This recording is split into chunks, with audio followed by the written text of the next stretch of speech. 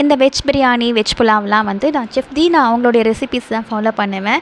அவங்களது ரொம்ப நல்லா ஈஸி மெத்தடாக இருக்கும், டேஸ்டியாகவும் இருக்கும். இன்றைக்கி வந்து வெஜ் புலாவ் தான் பண்ணலான்னு குக்கரில் ஒரு 4 கரண்டி எண்ணெய், 2 கரண்டி நெய் ஊற்றிக்கணும். அதுக்கப்புறம் பட்டை, லவங்கம், ஏலக்காய், பிரிஞ்சி இலை, கொஞ்சமாக சீரகம் எல்லாம் தாளிச்சிட்டு ஒரே ஒரு வெங்காயம் நீல வாக்கில் கட் பண்ணி போட்டுக்கணும். அவர் காரம் கொஞ்சமாக தான் போடணும்னு சொன்னார். நம்ம வீட்டு ஆளுங்களுக்கு காரம் இல்லைன்னா இறங்காதே, அதனால் ஒரு 5, 6 பச்சை மிளகாய் போட்டுக்கிட்டேன்.